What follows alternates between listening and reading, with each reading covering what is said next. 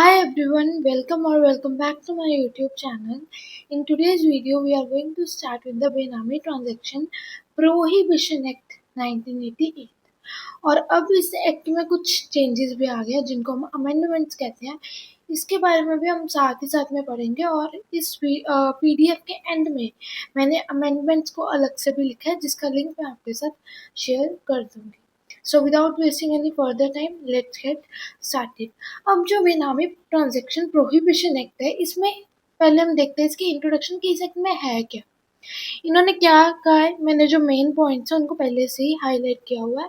That all the properties held benami shall be subjected to acquisition. Acquisition का मतलब होता है जब्त कर ली जाएगी बाय सच अथॉरिटी, और अथॉरिटी इसमें बताई नहीं है बट वो अथॉरिटी कौन सी होती है, सेंट्रल गवर्नमेंट। मतलब कोई भी प्रॉपर्टी अगर बेनामी है तो उसको जो सेंट्रल गवर्नमेंट है वो जब्त कर लेगी जिस भी तरीके से, जिस भी प्रोसीजर से इस एक्ट में बताया गया होगा, एज में बी प्रिस्क्राइब। ठीक है। सेकंड इन्होंने बताया no amount shall be payable for the acquisition of any property held benami. For example मैं पहले आपको एग्जाम्पल देती हूँ। ए ने अपनी कोई प्रॉपर्टी बी के नाम पे की, तो ए कौन हुआ, रियल ओनर हुआ। बी कौन हुआ, बेनामीदार जिसके नाम पे उसने प्रॉपर्टी की है। तो क्योंकि सारा प्रॉपर्टी जो है वो ए के पास जाएगा, बी को उस प्रॉपर्टी में से कुछ भी नहीं मिलने वाला। तो अगर ए की प्रॉपर्टी सेंट्रल गवर्नमेंट ने जब्त की है तो उसके बाद ए को कुछ भी पे नहीं किया जाएगा कि ए को कुछ दे दिया जाए, उसका बेनिफिट हो जाएगा, ऐसा कुछ भी नहीं होने वाला। ठीक है। फिर सी पॉइंट है purchase of any property by any person in the name of his wife or unmarried daughter for their benefit would not be benami transaction. For example मेरे फादर ने कोई प्रॉपर्टी मेरे उनकी मतलब मेरे मदर के नेम पे की है या फिर मेरे नेम पे की है, मतलब अनमैरिड डॉटर के नेम पे की है फॉर देयर बेनिफिट, मतलब मेरे बेनिफिट के लिए या फिर मेरी मदर के बेनिफिट के लिए, वो भी प्रॉपर्टीज बेनामी ट्रांजेक्शन्स के अंदर नहीं आती। उसी तरह से इन्होंने क्या बोला, कंपनी में जो सिक्योरिटीज होती हैं, जो सिक्योरिटीज है वो किसी डिपॉजिटरी, जो कंपनी में डिपॉजिटरी होते हैं एज रजिस्टर्ड ओनर, वो डिपॉजिटरी कंपनी के रजिस्टर्ड ओनर की तरह काम कर रहा है अंडर द डिपॉजिटरी एक्ट 1996 और a participant as an agent of a depository.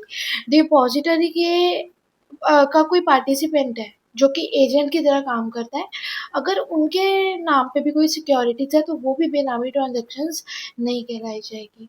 फिर उन्होंने क्या बोला, the amended law empowers the specific authority to provisionally attach the benami properties which can be eventually confiscated. Simple सी बात है, जो अथॉरिटीज है उनको बेनामी प्रॉपर्टीज के साथ अपने जो भी कागजात वगैरह होते हैं वो पहले ही अटैच कर देने चाहिए विच कैन बी इजीली कॉन्फिस्केटेड। ठीक है। अब ये थी हमारी बेसिक इंट्रोडक्शन। ठीक है, कि कोई अमाउंट नहीं पे की जाएगी, जो भी प्रॉपर्टी बेनामी है उसको जब्त कर लिया जाएगा। बट उसमें एक्सेप्शंस थी कि अगर वाइफ के नाम पे, डॉटर के नाम पे या कोई भी रजिस्टर्ड ओनर है और डिपॉजिटरी है या एजेंट है, पार्टिसिपेंट है उस डिपॉजिटरी का अंडर द डिपॉजिटरी एक्ट 1996, तो उन प्रॉपर्टीज़ को भी बेनामी ट्रांजैक्शंस के अंदर, उन सिक्योरिटीज़ को भी बेनामी ट्रांजैक्शंस के अंदर काउंट नहीं किया जाएगा। अब इस एक्ट के हम कुछ फीचर्स देखते हैं कि इसमें बेसिकली है क्या। इस एक्ट में है पहला पॉइंट, इट डिफाइंस द बेनामी ट्रांजैक्शंस एंड बेनामी property and also provides for the exclusions and the transaction जो कि बेनामी नहीं होती। इस एक्ट के अंदर बेनामी ट्रांजैक्शन की हम डेफिनेशन देखेंगे, बेनामी प्रॉपर्टी क्या होता है उसको देखेंगे, और साथ ही साथ एक्सक्लूजन भी बताई गई है जैसे मैंने ऊपर ही पढ़ा इंट्रोडक्शन के अंदर कि कौन कौन सी प्रॉपर्टीज हैं, कौन कौन सी ट्रांजेक्शन है जो कि बेनामी नहीं होती। फिर सेकंड पॉइंट है, it lays down the procedure for the determination and the real penal consequences in the case of prohibited बेनामी ट्रांजेक्शन। पूरा प्रोसीजर बताया गया है कि कैसे हम पता लगाएंगे कि जिस प्रॉपर्टी को सेंट्रल गवर्नमेंट या फिर कोई भी अथॉरिटी बेनामी कह रही है वो बेनामी है भी या नहीं। पूरा प्रोसीजर बताया गया कि जो पर्सन है उसका लॉस ना हो। ठीक है। फिर it enables the central government in the consultation with the chief justice of high court to designate one or more court sessions of sessions as special courts or the special court for the purpose of bill, मतलब central government ने chief justice of high court के साथ consult करके ये भी बात कही है कि एक से ज़्यादा कोर्ट सेशंस हो सकते हैं स्पेशल कोर्ट्स के, जिसमें एपिलेट ट्राइब्यूनल्स आ जाते हैं, बाकी ट्राइब्यूनल्स जो भी है वो आ जाती है, ताकि पूरा प्रोसीजर देख के पता लग जाए कि अगर की प्रॉपर्टी जो है वो बेनामी है कि नहीं, फिर उसके बाद ही बिल पास किया जाएगा। फिर इन्होंने बताया it provides the penalty for entering into the benami transaction and for furnishing any false document in the proceeding under the bill.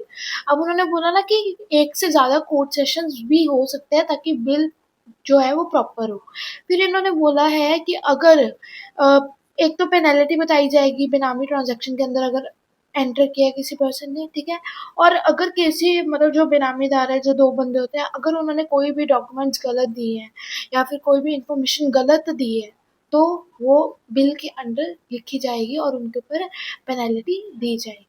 फिर है it provides for the transfer of any suit or proceeding in respect of the benami transaction pending in any court other than the high court.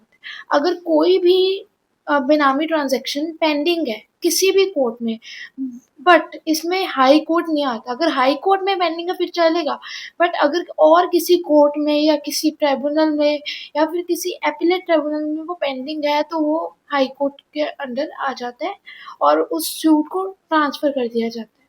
ठीक है, तो ये थी basic features कि क्या है इस एक्ट के अंदर जो हमने आगे पढ़ना है। अब आते हैं इम्पॉर्टेंट डेफिनेशंस के अंदर। मैंने आपको पहले ही फीचर्स में बताया कि हमने बेनामी ट्रांजैक्शंस, बेनामी प्रॉपर्टी, बेनामीदार के बारे में हमने पढ़ना है। पहली डेफिनेशन ही बेनामी प्रॉपर्टी की है जो कि सेक्शन 2 क्लॉज 8 के अंदर आती है। बेनामी प्रॉपर्टी का मतलब क्या होता है? Any property which is the subject matter of the Benami transaction and also includes the proceeds from such property। मतलब कोई भी प्रॉपर्टी जो कि बेनामी ट्रांजैक्शन के अंदर आती है। एग्जाम्पल हम ए और बी की ही लेके चलेंगे। ए की प्रॉपर्टी है, सारा बेनिफिट ए के ऊपर आ रहा है बट उसने वो प्रॉपर्टी बी के नाम पे शो की हुई है, ठीक है, तो ये बेनामी होगी। ठीक है, and also includes the proceed from such property. जो प्रोसीडिंग्स आ रही है, जो बेनिफिट आ रहा है वो भी इसके अंदर आ जाएगी बेनामी प्रॉपर्टी के अंदर। फिर आता है बेनामी ट्रांजैक्शन जिसकी डेफिनेशन सेक्शन 2 क्लॉज 9 के अंदर दी है। बेनामी ट्रांजैक्शन, ट्रांजैक्शन कह लो या अरेंजमेंट कह लो, एक ही बात है। इसका मतलब क्या होता है? Where a property is transferred to or held by a person and consideration for such property has been provided or paid by another person। जैसे मैंने आपको बताया ए की प्रॉपर्टी है उसने बी के नाम पे की हुई है, नाम किसी और मतलब ये किसी और के नाम पे हुई है, बट उस लैंड के लिए जो भी पैसा है जितना भी लगना है वो कौन पे कर रहा है? ए पे कर रहा है। ठीक है, तो इसको कहते हैं बेनामी ट्रांजैक्शन। फिर इसमें बी पॉइंट क्या है? The property is held for the immediate और फ्यूचर बेनिफिट डायरेक्ट और indirect of a person who has provided the consideration. और जो प्रॉपर्टी है वो इमीडिएट फ्यूचर के लिए रखी गई है। इसमें कुछ एक्सेप्शंस हैं, मैंने आपको 2-3 एक्सेप्शंस ऊपर बताई थी, बट हम अब सारी एक्सेप्शंस देखेंगे जो कि बेनामी ट्रांजैक्शन के अंदर नहीं आती। पहले तो कर्ता और a member of Hindu undivided family. जैसे हिंदू अनडिवाइडेड फैमिली बिजनेस होते हैं जो पुराने टाइम में चलते थे और आज भी चलते हैं, फैमिली के बिजनेसेस। जो कर्ता होता है, जो मेन हेड होता है उस बिजनेस का, और कोई भी मेंबर हो गया उस बिजनेस का, HUF का, ठीक है, और अगर उसने कोई प्रॉपर्टी रखी है for the benefit of other members in the family and the consideration for such property has been provided or paid out of the known sources of the HUF। और उस जो भी प्रॉपर्टी के जो पेमेंट है वो की गई है नॉन सोर्सेज के अंदर से ही की गई है ऑफ द HUF। ये हमारी नहीं आती। सिंपल सी बात है, कर्ता या मेंबर ऑफ द HUF उन्होंने अगर कोई प्रॉपर्टी की है किसी और के नाम पे, अपने फैमिली मेंबर्स में किसी और के नाम पे की है, तो वो बेनामी प्रॉपर्टी, बेनामी ट्रांजैक्शन नहीं होगी। फिर उन्होंने क्या बोला है? Person standing in the fiduciary capacity for the benefit of other person. इसमें कौन कौन आता है? ट्रस्टी हो गया, एग्जीक्यूटर हो गया, पार्टनर हो गया, डायरेक्टर ऑफ द कंपनी हो गया, डिपॉजिटरी हो गया और participant as an agent of the depository act. ये हमने जो ऊपर पॉइंट पढ़ा है वो सेम इन्होंने यहाँ पे लिखी है। And any other person as may be notified by the central government. ये वाला जो आया है पॉइंट, ये सेंट्रल गवर्नमेंट ने नोटिफाई किया है। इसमें ये जो पर्सन आए हैं, ट्रस्टी आया है, एग्जीक्यूटर आया है, पार्टनर आया है, डायरेक्टर आया है, अगर सेंट्रल गवर्नमेंट चाहे तो इसमें जो पर्सन्स हैं और इंक्लूड भी कर सकती है, एक्सक्लूड भी कर सकती है। फिर आता है एनी पर्सन और being an individual in the name of his spouse. किसी पर्सन ने अपनी बीवी के नाम पे, अपने बच्चे के नाम पे कोई भी प्रॉपर्टी की है, ठीक है, चाहे उसकी पेमेंट वो पर्सन खुद ही कर रहा है, ठीक है, तो वो भी बेनामी ट्रांजेक्शन नहीं होगी।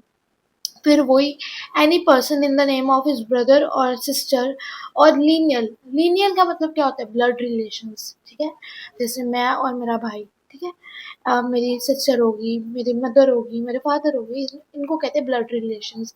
असेंडेंट और descendant where the names of brother और सिस्टर और द लीनियल असेंडेंट और descendant and the individual appears as the joint owners in any document. मतलब कि सिंपल सी बात है, किसी डॉक्यूमेंट के अंदर जो ब्रदर सिस्टर हो गए या जो भी हमारे ब्लड रिलेशंस है, वो जॉइंट ओनर की तरह शो किए गए हैं, और उन प्रॉपर्टीज की कंसिडरेशन है वो पे की जाती है out of the non sources of the individual. जो हमारी फैमिली के मेंबर्स है, अगर वो भी पे कर रहे हैं तो वो भी बेनामी ट्रांजेक्शन नहीं होती, ठीक है। अब बेनामी ट्रांजेक्शन के अंदर तीन और ट्रांजेक्शन आती है, बी, सी और डी वाली। ये जो हमने ऊपर पढ़ी है तो एक्सक्लूडेड थी कि कौन कौन सी ट्रांजेक्शन बेनामी नहीं होती। अब और कौन सी ट्रांजेक्शन है जो बेनामी है?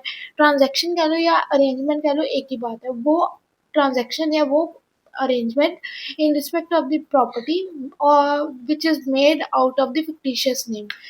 फेक नेम से कोई ट्रांजेक्शन की हुई है, ए ने अपने नाम को ही चेंज करके कोई फिक्टिशियस नेम से कोई प्रॉपर्टी की हुई है, तो उनको हम बेनामी ट्रांजेक्शन या बेनामी प्रॉपर्टी कहेंगे। फिर उसी तरह से where the owner of the property is not aware of या डिनाई करता है about the knowledge of such ownership. अब ए कह रहा है उसने ना प्रॉपर्टी की बी के नाम पे, अब बी जो है उसके पास आती है, फॉर एग्जाम्पल कोई भी अथॉरिटी आ रही है, उसको कह रही है कि भाई तूने बेनामी ट्रांजेक्शन की है, सॉरी ए के पास अगर आ रही है तो उसको कह रही है कि तूने बेनामी ट्रांजेक्शन की है, और ए कह रहा है कि भाई मेरे को पता ही नहीं है, मैंने कौन सी बेनामी ट्रांजेक्शन की है, मेरी कौन सी प्रॉपर्टी है जो बेनामी ट्रांजेक्शन के अंदर आई है। तो उनको भी हम बेनामी ट्रांजेक्शन के अंदर ही काउंट करेंगे, क्योंकि सारा जो प्रोसीजर होता है वो बिल वगैरह पास किए जाते हैं, पूरी चेकिंग की जाती है, उसके बाद ही पता लगता है कि क्या वो जो बात कह रहा है वो सही है कि नहीं। फिर दी है एनी ट्रांजेक्शन और arrangement in the respect of property where the person providing the consideration is not traceable और फिक्टिशियस। कोई भी प्रॉपर्टी है जिसमें पर्सन जो कि कंसिडरेशन पे कर रहा है, मतलब पेमेंट कर रहा है, ए ने अपनी लैंड की पेमेंट की, चाहे उसने वो प्रॉपर्टी बी के नाम पे कर दी है, जो कंसिडरेशन की पे की है वो ट्रेसेबल ही नहीं है या फिर फिक्टिशियस है, उनको भी हम बेनामी ट्रांजेक्शन ही कहेंगे। तो ये बेनामी ट्रांजेक्शन्स की डेफिनेशन थी, बहुत ईजी है, अगर हम इनको शॉर्ट में भी लिखें तो वो बहुत ईजी है, क्योंकि इंट्रोडक्शन में भी हमने यही पढ़ा है, फिर उसके बाद हमने फीचर्स में भी यही पढ़ा है। एक्सेप्शंस तो बहुत ही ईजी है, एच वाली आ गई, डिपॉजिटरी वाली आ गई, फिर हमारी आ गई स्पाउस वाली होगी, फिर ब्लड रिलेशंस वाली होगी, ये सारी है एक्सेप्शंस है, ये बेनामी ट्रांजेक्शन नहीं होती, ठीक है। फिर इसमें हमने पढ़ा कि अगर फिक्टिशियस नेम में की गई है तो ये बेनामी ट्रांजेक्शन है। अगर जो ओनर है वो डिनाई कर रहा है कि मेरे को पता ही नहीं है कि ट्रांजेक्शन ऐसी हुई है, तो वो भी बेनामी ट्रांजेक्शन होगी। और अगर जो कंसिडरेशन है उस प्रॉपर्टी के ऊपर वो ट्रेसेबल नहीं है या फिर फिक्टिशियस है, मतलब फेक है, तो वो भी बेनामी ट्रांजेक्शन ही होगी। अब इसके एक्सप्लेनेशन में कुछ और भी पॉइंट्स हैं। फिर इन्होंने क्या बोला, बेनामी ट्रांजेक्शन में एक और चीज़ एक्सक्लूड की गई है, जैसे हमने ऊपर 4 पॉइंट्स देख लिए एचयूएफ वगैरह वाले, उसी तरह से एक और चीज़ एक्सक्लूड है, the following allowing the possession of the property or part performance under the section 53A of TOPA Act। मतलब ट्रांसफर ऑफ प्रॉपर्टी एक्ट के अंदर कोई भी प्रॉपर्टी आती है तो वो भी बेनामी ट्रांजेक्शन नहीं होती। फिर है consideration provided by the granting party. जो कंसिडरेशन है वो ए पे कर रहा है, but the granting party still owns the property. But जो ग्रांटिंग पार्टी है मतलब ए अभी भी उस प्रॉपर्टी का ओनर है, तो वो भी नहीं आएगी।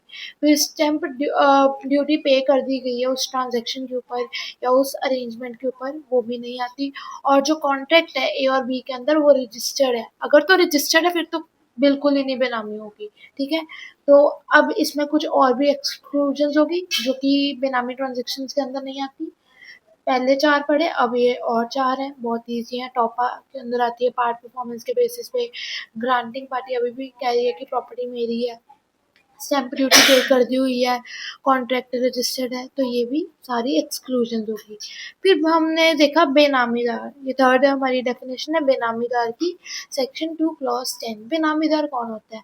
Means a person or a fictitious person in whose name the Benami property is transferred or held and includes a person who lends his name। मतलब कि बी, ए ने प्रॉपर्टी बी के नाम पे की, तो बी कौन होगा? बेनामीदार, जिसके नाम पे प्रॉपर्टी को ट्रांसफर किया गया है। और वो पर्सन जो खुद ही आके कह रहा है कि हाँ भाई इसने प्रॉपर्टी मेरे नाम पे की है, तो उसको हम कहेंगे बेनामीदार, ठीक है। तो ये होती है हमारे, हमने 3 डेफिनेशंस देखी। पहले हमने देखी बेनामी प्रॉपर्टी क्या होती है, फिर हमने पढ़ा कि बेनामी ट्रांजेक्शन क्या होती है। 2 क्लॉज 8, 2 क्लॉज 9 में बेनामी ट्रांजेक्शन देखी, और अब हमने देखी बेनामीदार में 2 क्लॉज 10, ठीक है। सो आई होप आपको सेक्शन 3 तक सारा समझ आ गया होगा। आज हमें इतना ही करना है ताकि आपको ज़्यादा कन्फ्यूजन ना हो।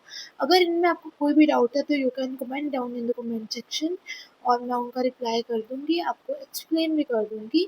अब हम इसका नेक्स्ट पार्ट देखेंगे कल से, जिस पर हम पढ़ेंगे सेक्शन 4, 5, 6, 7, ये सारे सेक्शंस टर्न बाय टर्न पढ़ेंगे ताकि आपको कन्फ्यूजन ना हो।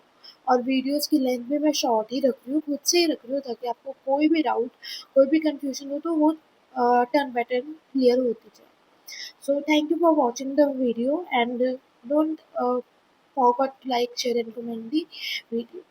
Thank you so much. Take care. Goodbye.